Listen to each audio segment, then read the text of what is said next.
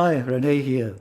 Some viewers have blamed me, in a friendly way of course, and with a touch of resignation, for presenting only devices and cables which are way above their budget. The only affordable amplifier I reviewed was the 300B Applause amplifier, and for some subscribers at least, the Monitor Audio Gold and Triangle Pro 8 were within their financial reach, although for many others even those are just a dream. But now, finally, here they are, a pair of more cost-effective entry-level stand mounts, the L12 from the Danish company Scansonic. Scansonic is a branch of Rido and offers products in which know-how of the sophisticated Rido speakers has been transformed down to affordable dimensions. This is called trickle-down technology. If the name Scansonic casually reminds you of the brand name Scanspeak, you are quite right.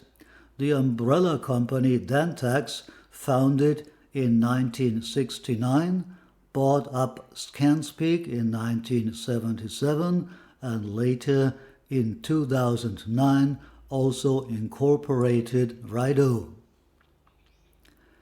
Even within the modest product range of Scansonic, you can spend up to 10,000 euros. But the following review is going to stay in the lowest tier, presenting the L12, which is only 750 euros in the country of its origin, but according to online advertising will set you back about 1,500 euros or more in the rest of the world.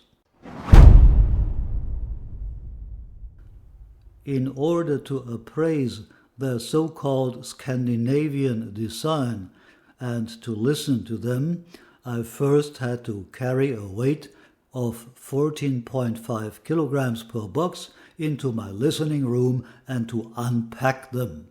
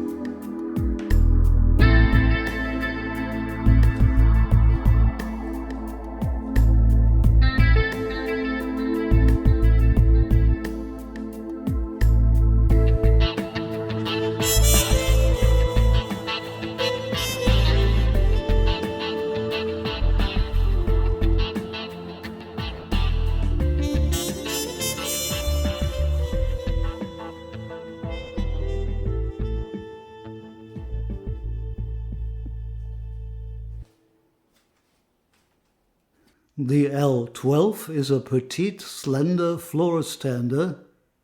The front, with 13 centimeters, is extremely slim, but the depth is 30 centimeters. The height, including the attached aluminium stands with tiny aluminium feet, measures 109 centimeters. A silk dome tweeter with a tiny diameter of 2.5 centimeters takes care of the high range from 2500 Hz upwards. A 4.5-inch chassis is responsible for the mid-range, and a proud triumvirate produces the bass, which is set to go down to 45 Hz. The model one step below the L12, which is the L9, is a bit cheaper because it sports only 2 bass chassis, but given the tiny size of the woofers, I would probably stay away from it. At the rear, you find 2 ports.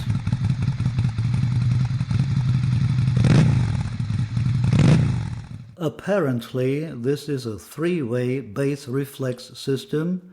Sensitivity is 89 dB, not extremely high, but I had no problems to reach a reasonable listening level with my 300B amplifier in my room, which is almost 60 square meters.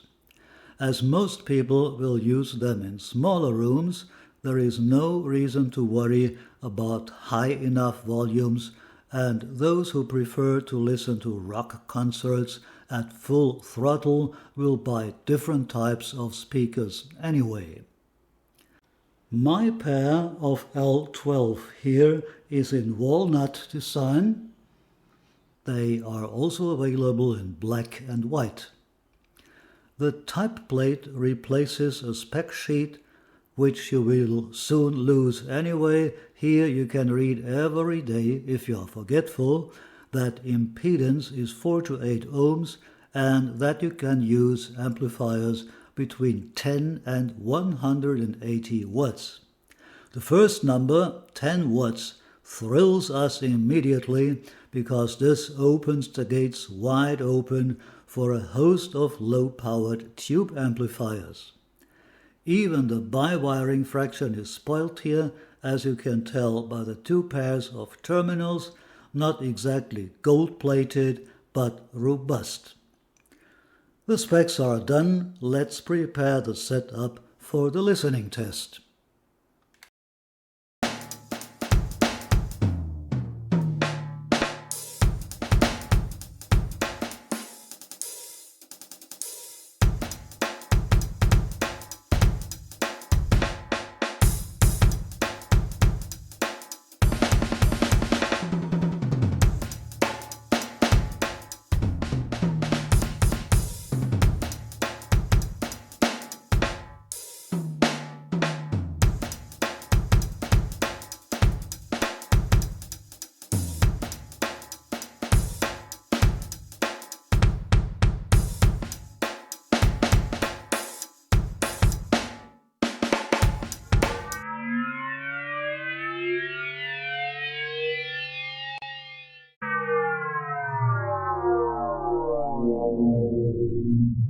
In this photo, the speakers stand 1.70 meters apart, which shapes the soundstage a bit more compact.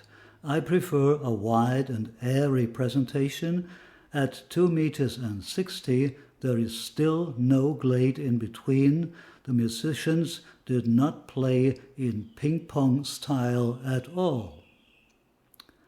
L12 owners who don't have as much space behind the speakers as I have can unproblematically move them closer to the wall in spite of the rear firing ports, and the soundstage will slide forward instead of shrinking, a very welcome effect.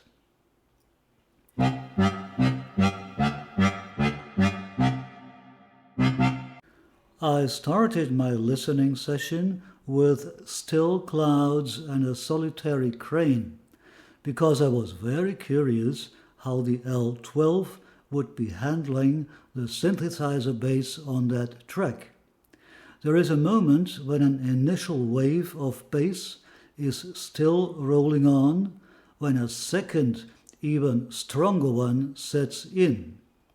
Both of them were rolling along in separate lanes, and it surprised me, given the more than moderate size of the woofers, that I could feel at least a gentle tickling of low frequency around my nose, beard and throat. You have to bring home to yourself that they are merely the size of my espresso cups and not the size of my kitchen bowls. Together we are strong seems to be the battle call of the Three Musketeers. In Brenda Navarrete's Mulata Linda, the bass did not race towards me like the sound of a Ferrari engine, but it had enough substance to deliver the necessary groove. The sound stage was not higher than the cabinets themselves, which means the instruments did not lift from the ground more than 70 centimeters, but this is typical.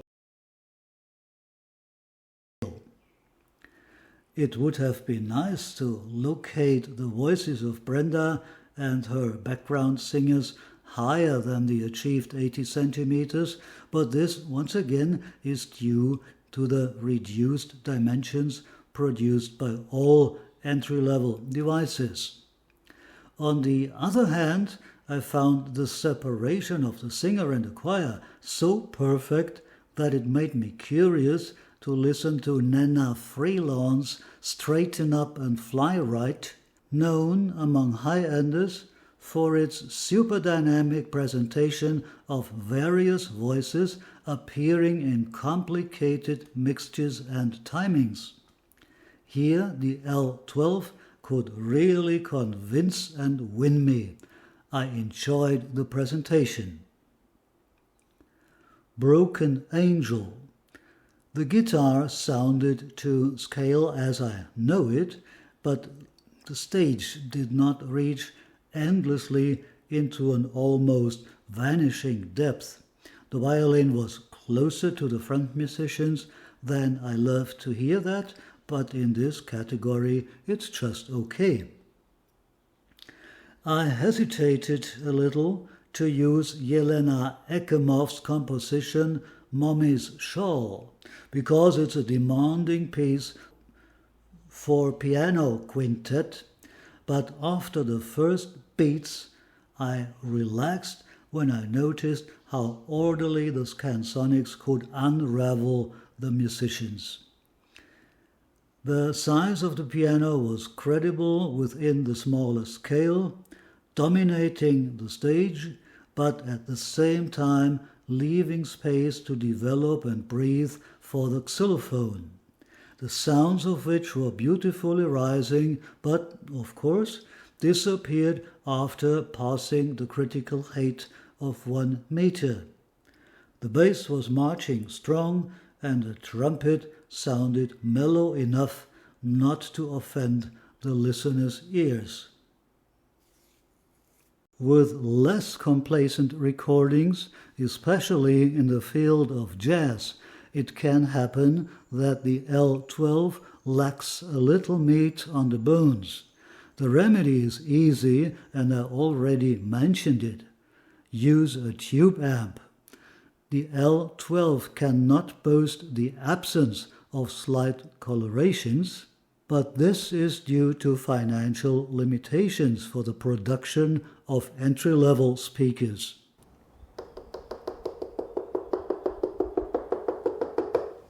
The 15mm front basal, made of quality composite material, however, can mitigate resonances.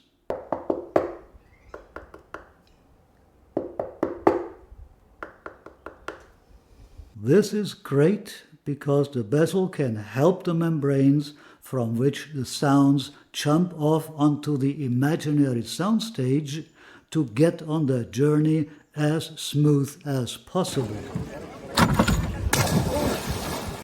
What happens when we pair the L12 with a transistor amplifier? I did not want to leave this question unanswered and used my bells combination for the test. The sound became crystal clear, but for my taste at least, tipped over into a stereo presentation of the music. When I went back to my 300Bs, I regained that lush, engaging sound that had convinced me before. Since I reviewed the Applause amplifier, a lot of new amps with 300B and other tubes have been shooting up like mushrooms, especially from the fertile Chinese soils. If you are in the market for an affordable, unobtrusive floor stander, I recommend you put the L12 on your audition list. For a small room, and if you can't turn up the volume into the post-meridian range anyway, they are more than sufficient, also in the lower end. They are easy to position with slightly varying results without letting you down, and with their 14.5 kilograms, they are still lightweight enough to carry and move around until you have found the ideal spot in your room. Thanks for watching. Stay tuned.